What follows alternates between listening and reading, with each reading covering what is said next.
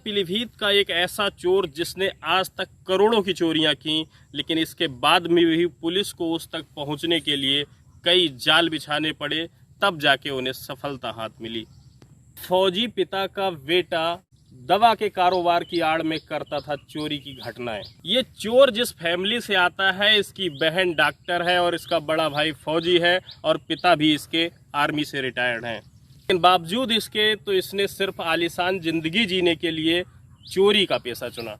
Railway में बहुत बड़ी बड़ी चोरियां हो रही थी और ख़ास तौर पे देखा जाए तो वो जो चोरियां थीं वह एसी कोच में होती थीं।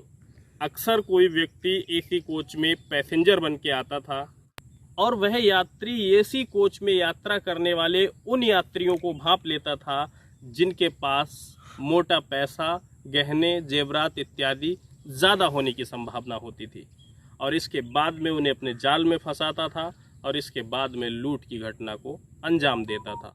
इस तरह ये लगभग अभी तक जनवरी से अब तक 8 महीने में लगभग 42 घटनाओं को अंजाम दे चुका है, लेकिन पुलिस इसे पकड़ने में नाकामयाब थी। नमस्कार, मेरा नाम है तेजपाल वर्मा। जनता का दम न्यूज़ देख रहे हैं आप। दरअसल आज जिस चोर की हम बात करने वाले हैं, ये ज़िला पीलीभीत के अंदर एक कस्बा पड़ता है जहानाबाद। जहानाबाद कस्बे में एक बहुत अच्छी परिवार है और उस फैमिली में एक पिता हैं जो आर्मी से रिटायर्ड हैं, जिनका नाम है पूर्णलाल गंगवार। और इन पूर्णलाल गंगवार के 3 बच्चे हैं।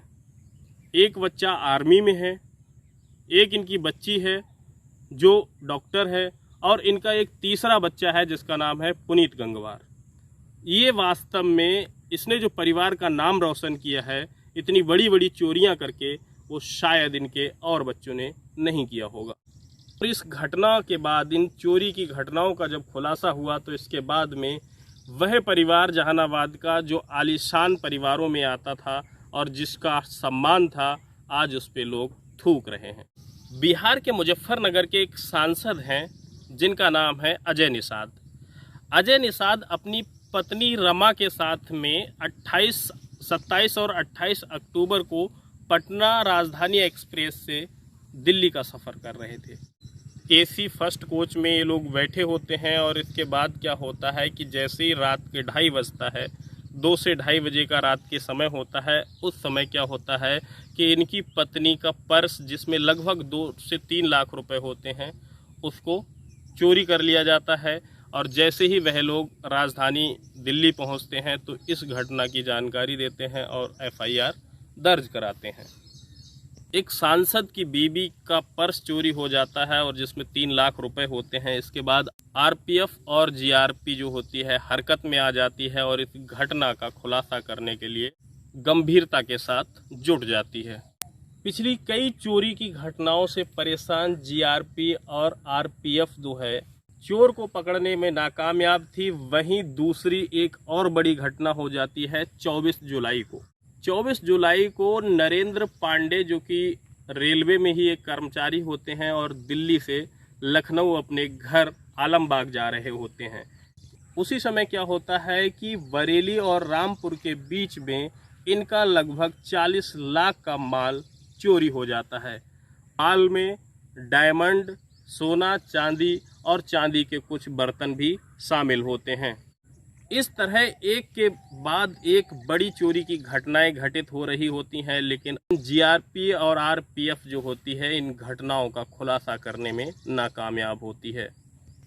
इसके बाद क्या होता है कि इस पे बड़ी गहनता के साथ GRP और RPF के द्वारा सोचा जाता है।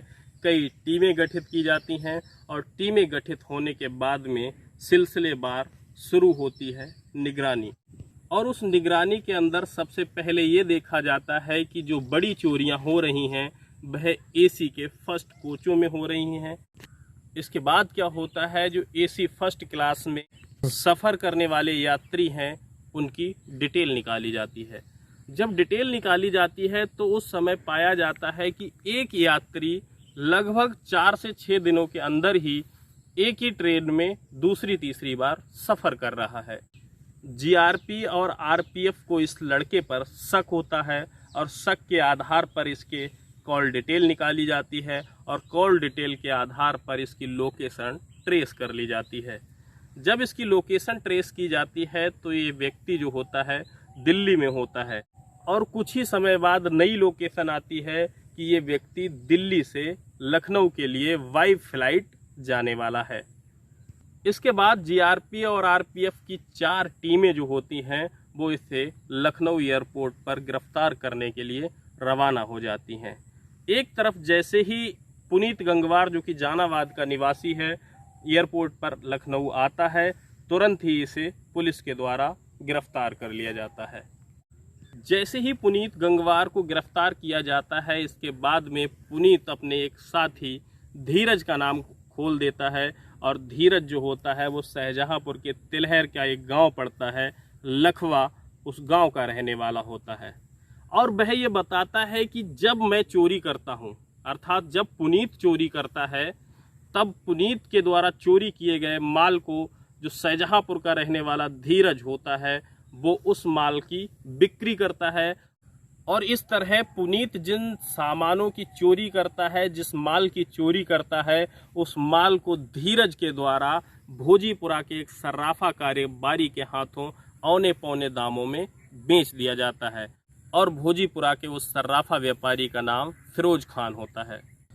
इस तरह आरपीएफ और जीआरपी जब सख्ती के साथ पुनीत गंगवार के साथ पेश आती है और पूछताछ करती है, तब पुनीत बताता है कि सिर्फ 2023 में जनवरी से लेकर अब तक वह ऐसी 42 बड़ी घटनाओं को अंजाम दे चुका है, और इन 42 घटनाओं में उसने कई करोड़ रुपए के माल को चोरी किया है। जब इस खबर के साक्ष्य को जुटाया जा रहा था, तब ये भी सुनने में आया है कि पुनीत इससे पहले भी चोरी की कई बड़ी घटनाओं को अंजाम दे चुका है, और पुनीत अपने घर में दवा का कारोबार करता है, लेकिन दवा का कारोबार सिर्फ दिखावे के लिए करता है।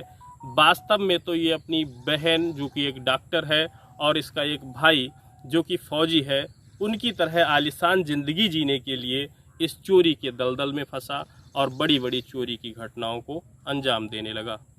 इस तरह अगर हम बात करें तो आज अगर पुनीत गंगवार की हिस्ट्री को देखा जाए तो शायद पीलीभीत के चोरों में ये सुपर चोर है, और आरपीएफ जीआरपी भी इसको सुपर चोर का नाम दे चुकी है, क्योंकि इसने इतनी बड़ी बड़ी घटनाओं को अंजाम दिया है।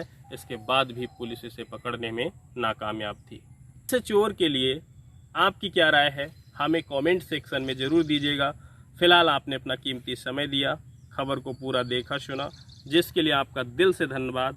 इसी के साथ आशा करता हूं कि आप चैनल को सब्सक्राइब करेंगे, जिससे जल्द ही आपके सहयोग से हमारा यूट्यूब चैनल यूट्यूब पर बड़ा परिवार बनेगा। जय हिंद, जय भारत।